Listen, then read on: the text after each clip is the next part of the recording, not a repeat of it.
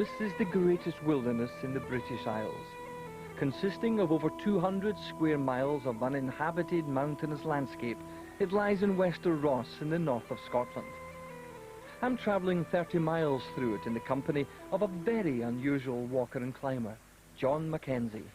I was looking up Who's Who the other day, John, just to find out exactly what your entry says about you, and it's put me in something of a dilemma, because I realised that you've got all these titles. Yeah. You're 5th Earl of Cromartie. That's right. Yeah.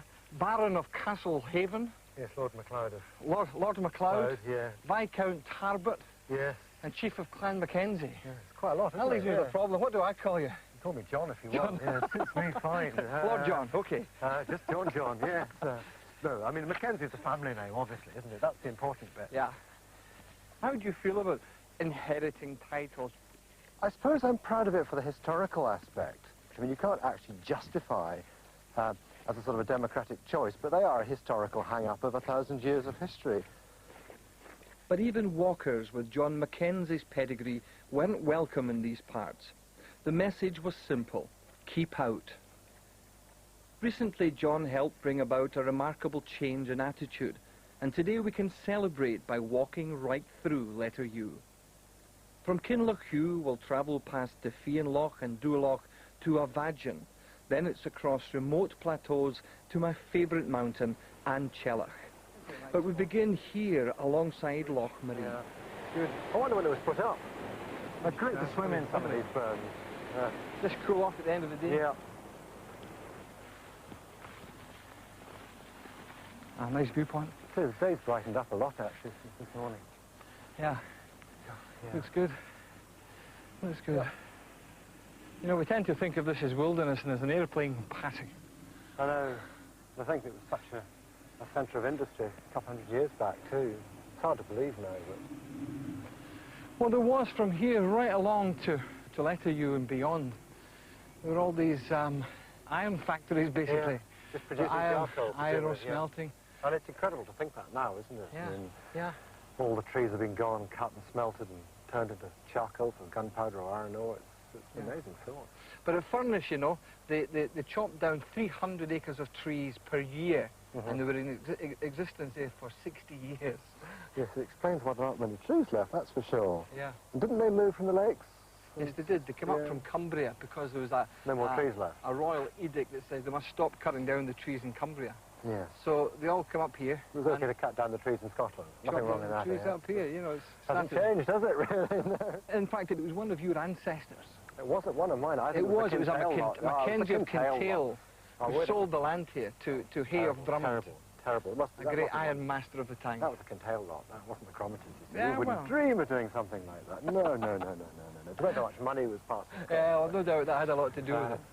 It seems to me the Mackenzies owned half of Scotland at one time. Yes, it's a great shame they didn't own the whole damn lot. But still, there we go. Yeah, you'd have been a better off man today, wouldn't you? Just a touch, yeah. This is lovely, isn't it? Yeah, definitely worth photograph. Oh, hang on a sec, I'll just... Green. Yeah. Oh, it's amazing. Thank God there's no road in the side of the loch. Yeah. I completely know it. That's why my water is level. Yeah. I hope this side of the loch always remains pristine and unspoiled and hard to reach. Yeah. Could you cope with a house here? I think we just about manage it. Just about manage it. And a boat to go with it. And a boat, yeah, absolutely. Letterewe is now owned by a Dutchman, Paul van Vlissingen. He's one of Europe's wealthiest businessmen and looks set to maintain the estate's exclusivity. But John Mackenzie had had enough of the keep out signs and proposed a mass trespass. That threat brought these two landowners face to face. When you first met Paul, what do you think he actually made of you?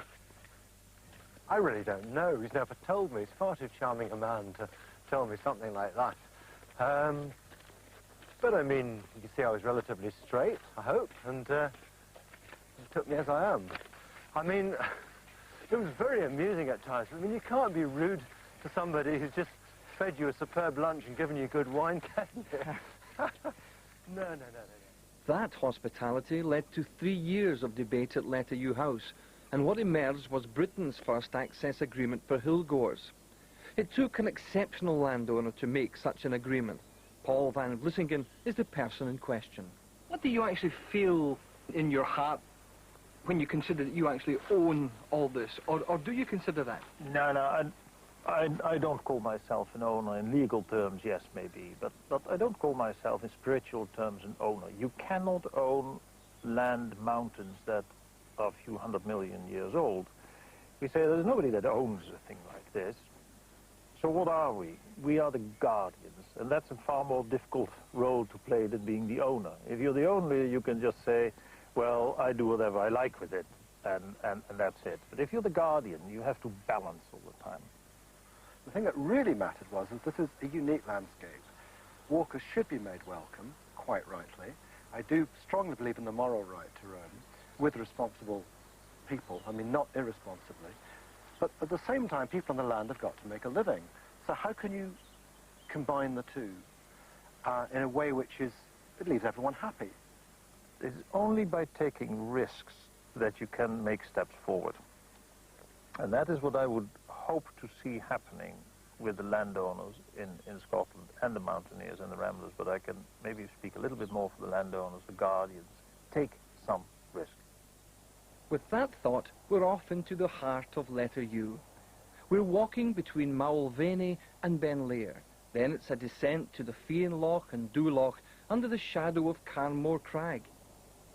I'm going to shove an anorak on before I die of exposure. I can find everything. I've got a head torch, it'll be very useful in May, that. Oh, what's this? Pair of trousers, that's no jam use.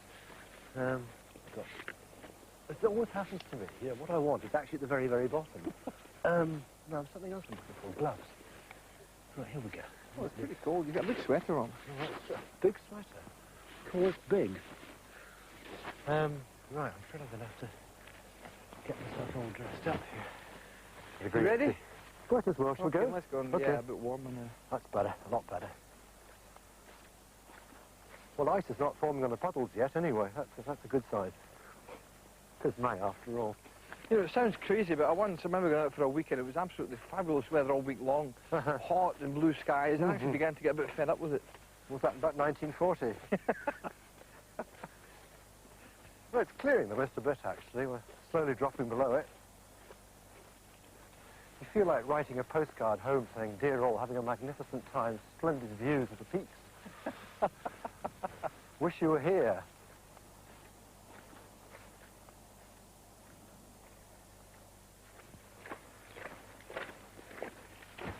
What I like about these crags here is that they give scale to the place. You know, you think, oh, well, that looks a few hundred feet high, and then somebody actually says, actually, it's 1,200 feet high. Yeah. And you realise just how big everything is here. Yeah. Almost with the low clouds today, you get the impression that everything's a lot bigger than it is. Yes, it was very confusing. You can't really work out scale. Walk on. And it's a serious place, too. I mean, you're committed once you're here. You can't just say, oh, well, I've had enough now, I'll just walk on out. In fact, it takes hours, as you know. But here you come for a special experience, I think. Adventure. Yes, and there's a bit more uncertainty about the outcome, too. Oh, yes, it's all... Oh, splodge. Yes, adventure is the word. Tell me a wee bit about the Mackenzies. I mean, you're chief of Clan Mackenzie. Now, is that the whole, is that all the sets of Mackenzie, or just one particular? No, that's a lot. I think there's probably something near 2 million. 2 million? Lot of them. You're the gaffer? Yes, I am. Yeah. Yeah. So what does it mean in itself? What are your duties? Well, I know laid down duties are there, but I think I didn't actually understand it at first, but when I went abroad a few times, I realised how much it meant to people. And it's very easy to be cynical and just dismiss it as nothing. That isn't the case at all. I think you've got to sort of look at it as other people would see it. And for instance, I was in Australia in December, and somebody had driven over 9 hours to come and see us for a cup of tea. I thought, well, hang about. If it means that much to this person, it means a hell of a lot. And you've got to dismiss all this sort of British, it doesn't matter, it doesn't mean very much. It actually means an awful lot to a lot of people.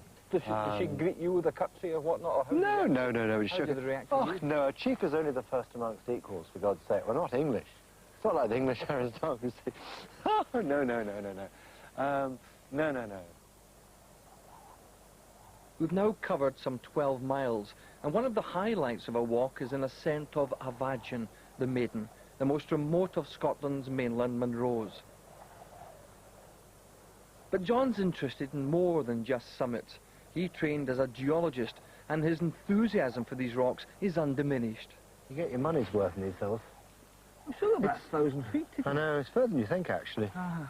I mean, each one of these hills is a real character. Into the loch, can we? Yeah, why not? Leave the packs here. Yeah, I don't think anybody will finish from here. a wild sheep or something. Yeah. No. The sun is shining on the rock. But look at the stone, John. Look, it's like a great big pudding full of little bits and pieces, like spotted dick. The quartzite pebbles are very much older, of course, than the matrix of the sandstone. Well, give me a date. How old do you think? Well, sandstone's about 800 million. 800 thereabouts. million. Can you not be more specific? Ooh, 801. And of course, the Lewisian gneiss is 2600. Much older. Pebbles stuck in there. It's hard to believe it's as old as that, isn't it, really? It's quite amazing to think we're standing on something that's That all ancient. the years. Yeah. Tell me a bit about this particular landscape here. How come we have great big lochans like this and so many of them? They seem to come up in tiers. Yes. It's a very good example of a glacially scoured landform. I mean, the glaciers here were pretty violent, and there was a lot of great thickness of ice. Yeah. And it must have been incredible when there were glaciers here, actually. Quite incredible.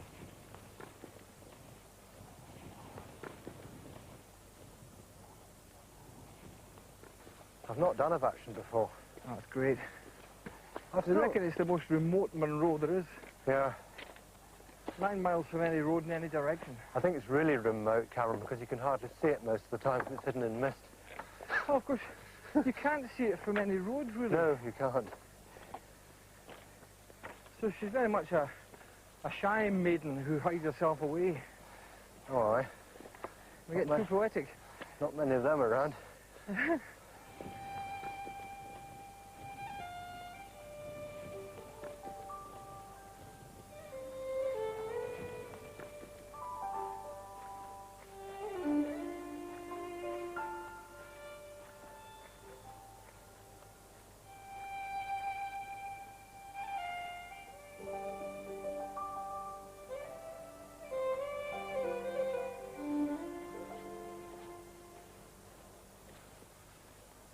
Cloud is such weird stuff. I mean, Roostack Moor is now covered.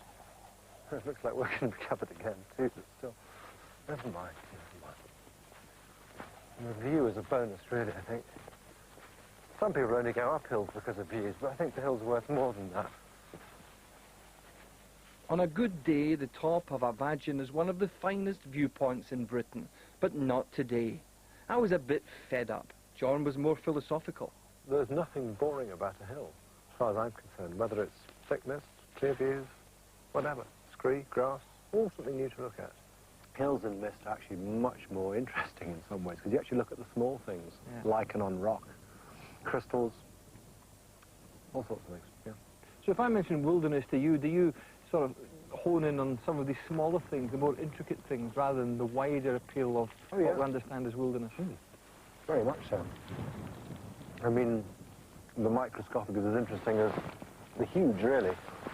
And if you can't see any view, it just concentrates your mind on things underfoot, which is so easy to overlook. I reckon, anyway. But I'm sorry we've not got a view. I hope you don't mind too much. Every time I'm on a hill, it's like this. It's nothing strange. This is normal. When you get a view, it's a bonus. Don't worry about the weather. I promise you a good view on Anchelic. Better tell the Met Office that.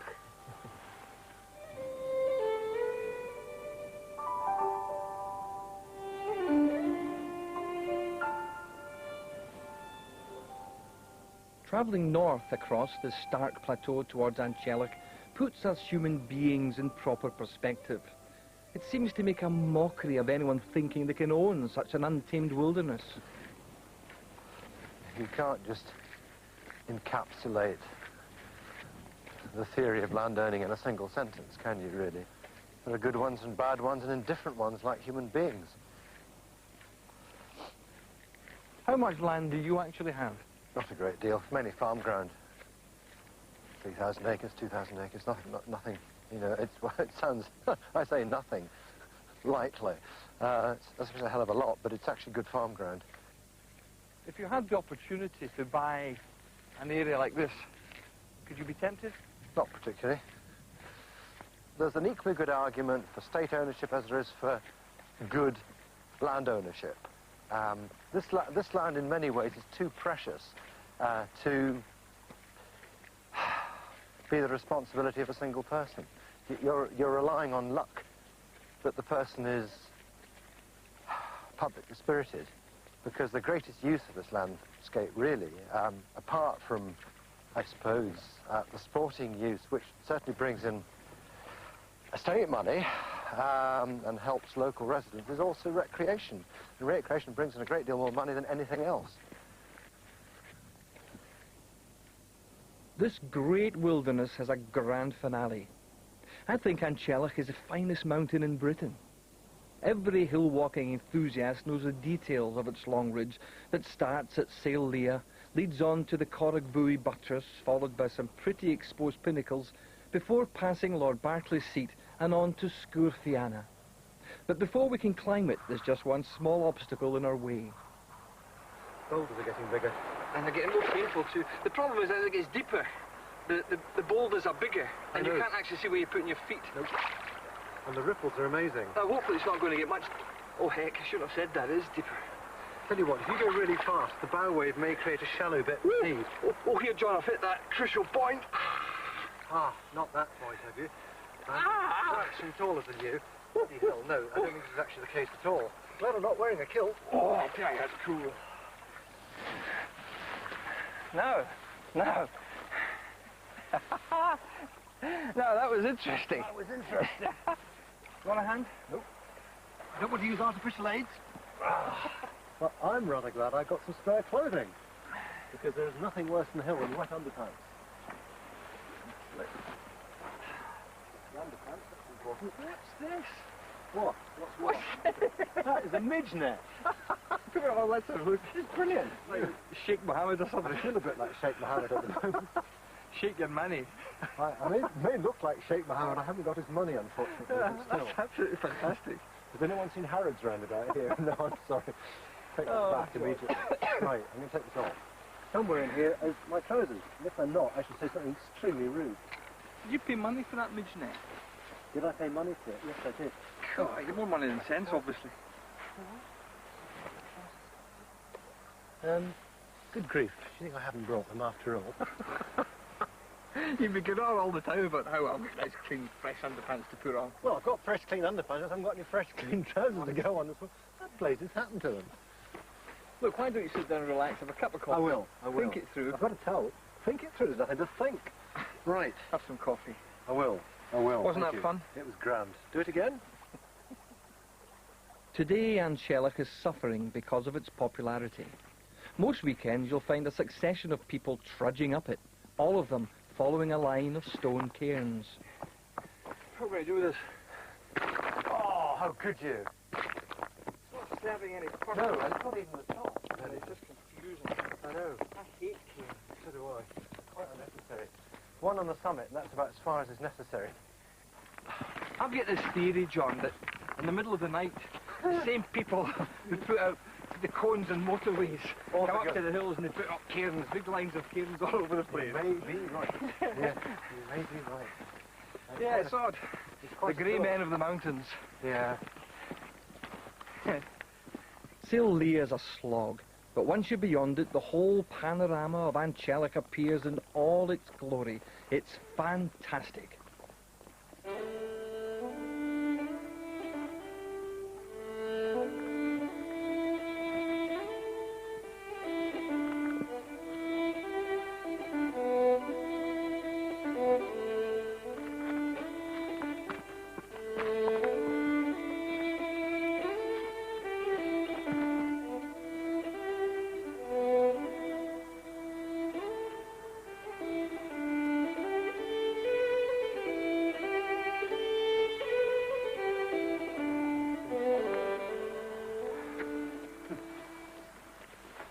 don't even try pulling. Oh dear, quite a long way down. Yeah. It's funny how that formed that. It must have been formed by a rockfall. I'd imagine it looks like it's all undercut.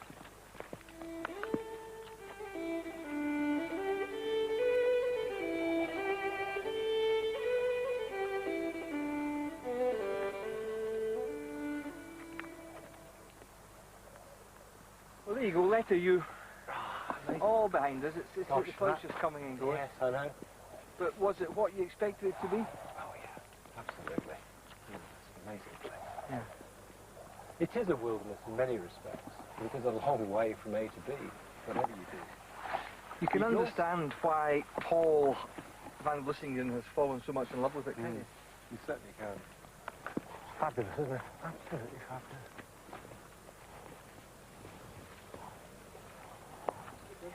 Yep. Lots of crampon scratches.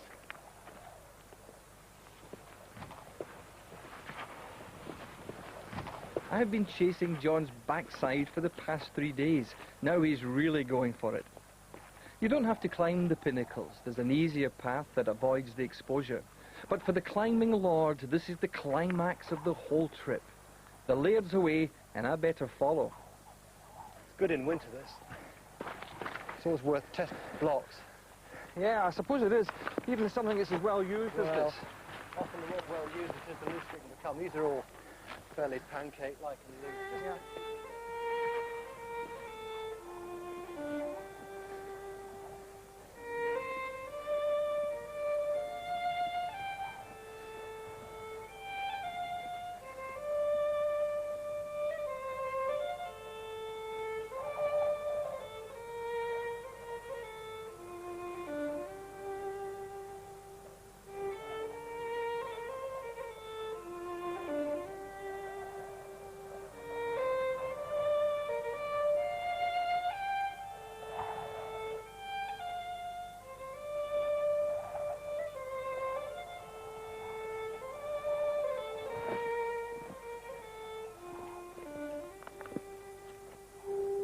The northern end of the ridge. Lord Berkeley's seat is the lower pinnacle.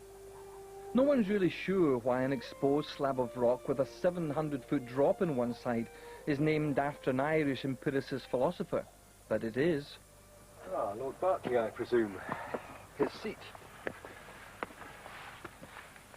well, from one lord to another, how did you? There you go. How is it up there? Airy. Eerie.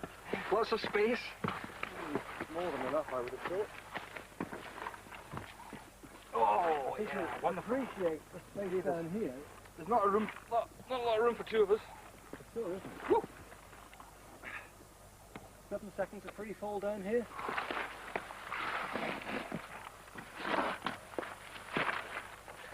Sunshine and mist. What more could you ask for? It would have been useless if it had been this bright sun. It wouldn't have had the same punch to it. And you can see that those crags are looming after the mist. No idea of scale at all. Some big drops too. A lot of space below your feet.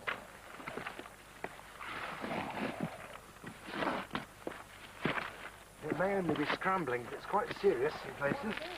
I mean, I think all the time you're aware of this big drop down here. yeah.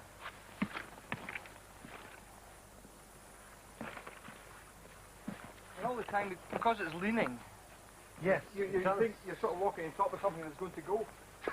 Well, one day it will. I suppose. I better go in this way. Gentlemen first.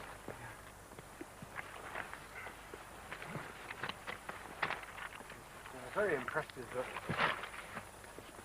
drop. Wonderful. Lovely stuff. There's just a big staircase right up now, John. Yeah. It certainly is. A lovely carving staircase to the summit. So tell me, I mean, the hills all around here, they're all rounded hills, and yet this thing is so jagged and so spiky. Why? Because it's lost its quartzite protective cap. So it's much more prone to erosion. It's not called, as I said, the forge for nothing. I mean, the smoke and it's just, I mean, some forge, some blacksmith. But I think it creates cloud. even on a clear day, and every other hill can be clear, and yet Anchellach is steaming away like an old kettle. Yeah. Now the winter traverse, now that really is something. It's magnificent, this hill under snow and ice. Beautiful day, imagine the temperature inversion, the clouds below, you're rising above it. Fabulous. Privilege, absolute privilege. It looks nice. Dinner plate. How heavy are you? I should snap off with a bit of luck. About 10.5 stone. Oh, come on. What do you mean, oh, come on?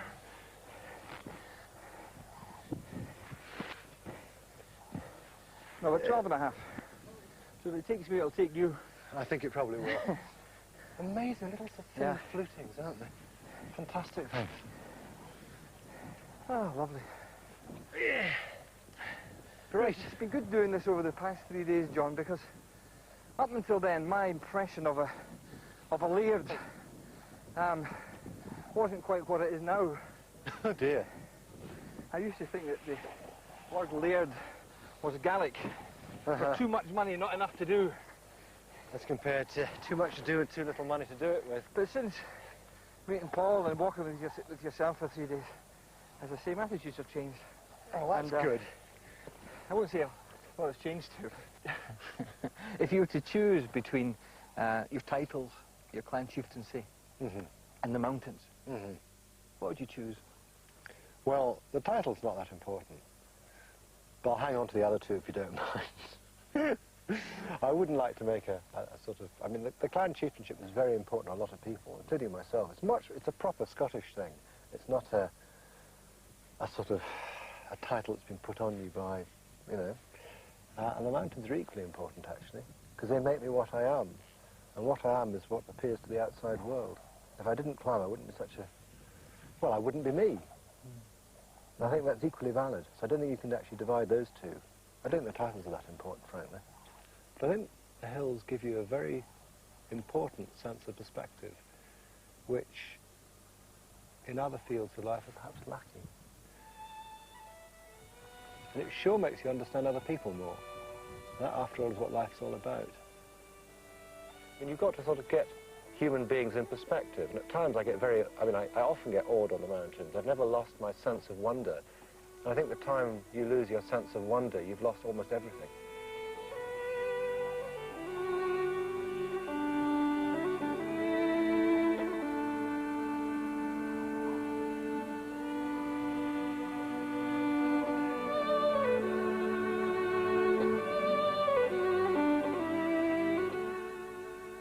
Coming next on BBC Two, Helen Yem with secateurs in Gardening from Scratch.